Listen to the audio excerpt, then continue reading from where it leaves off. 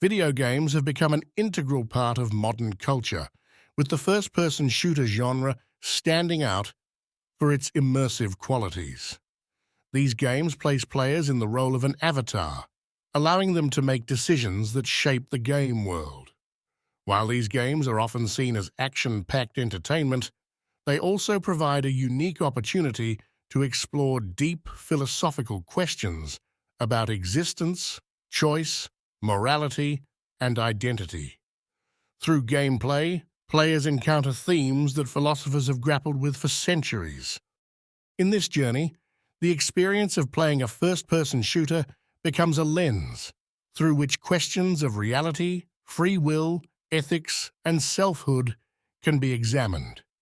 The gameplay, with its focus on choice and consequence, offers profound reflections on the complexities of life itself. A first-person shooter is immersive by design. The player controls an avatar, seeing the world through their eyes and making decisions in real time. The experience demands action, strategy, and constant decision-making, requiring the player to engage with the world around them. This immersion draws parallels to the philosophical question of control. How much of the world is shaped by our choices?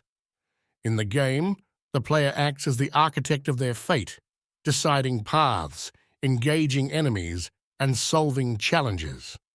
In life, too, we make decisions that determine our course.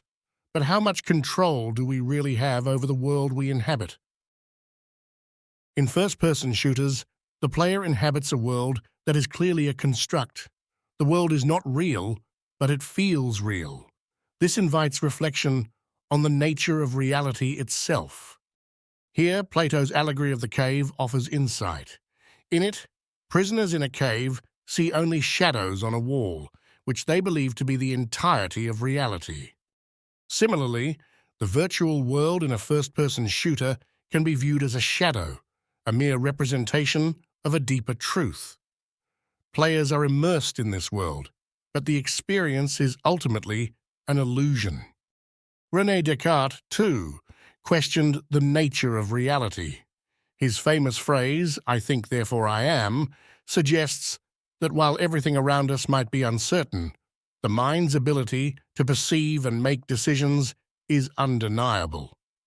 In a first-person shooter, the player's mind guides the avatar, navigating a constructed world. This echoes Descartes' view that reality is filtered through the mind, and that what we experience may be shaped by perception, not objective truth.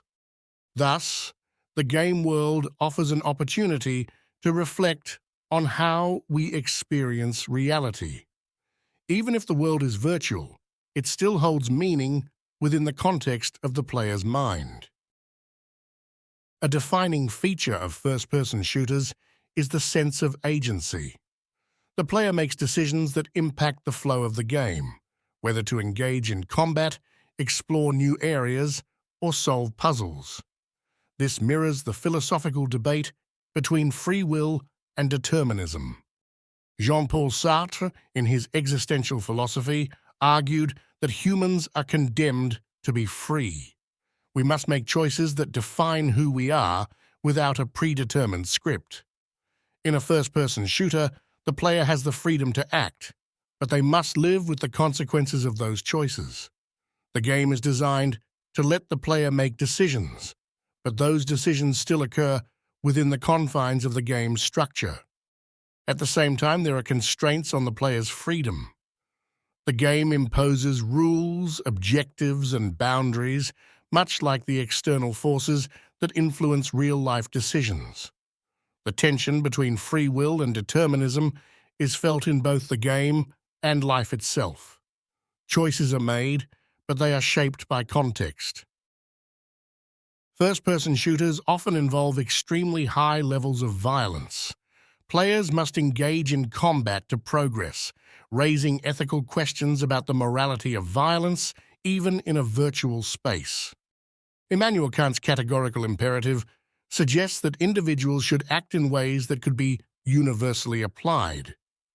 If a player uses violence in the game to overcome obstacles, They might ask, is this morally justified, even though the characters they harm are not real?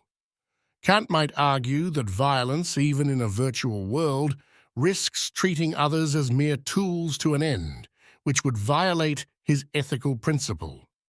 On the other hand, utilitarianism, which focuses on the consequences of actions, might justify violence if it leads to greater good.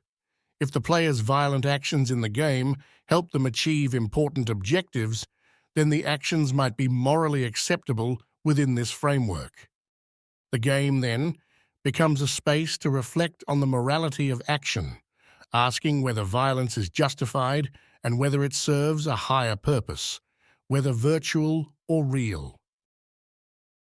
In a first-person shooter, the player controls an avatar, an entity that may be very different from themselves.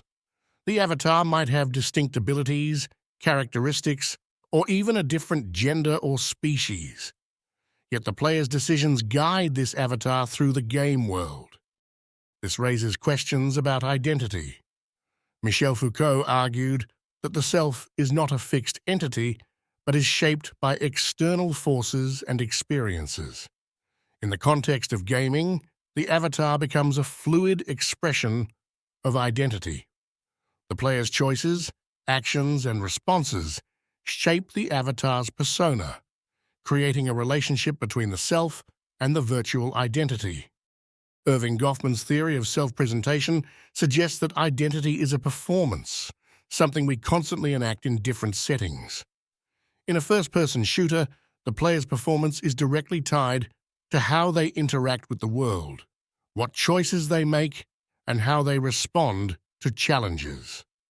This performance highlights the malleability of identity and the fluid nature of selfhood.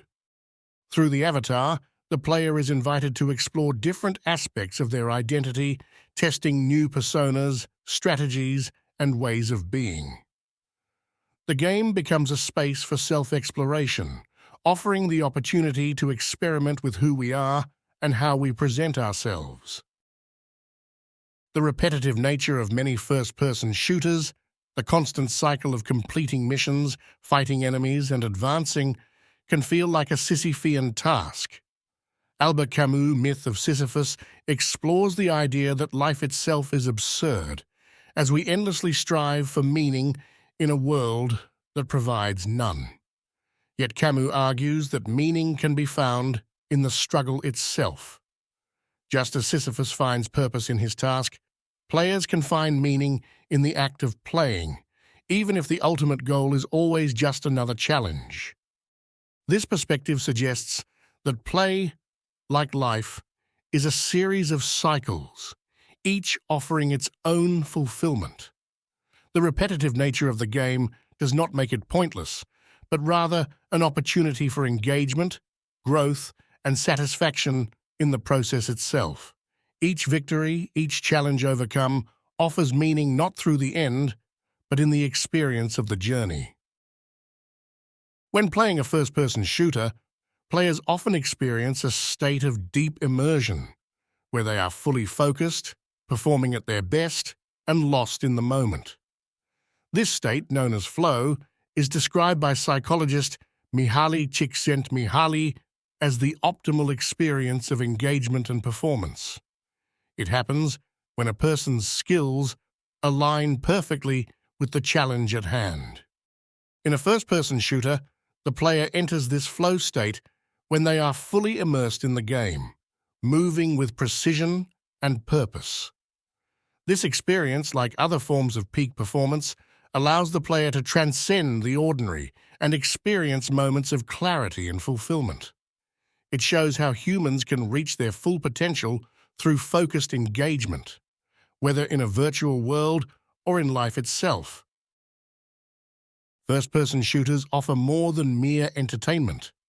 They provide an opportunity to engage with philosophical questions that concern the nature of reality, the ethics of action, the fluidity of identity, the struggle for meaning, and the potential for growth. The immersive experience of the game invites reflection on the complexities of life, offering a space for the player to explore these fundamental ideas. Just as in life, the game world is a series of decisions, actions, and consequences, each one shaping the course of the experience. Through gameplay, the player is invited to engage in a philosophical journey, exploring the profound connections between choice, morality, identity, and the human experience.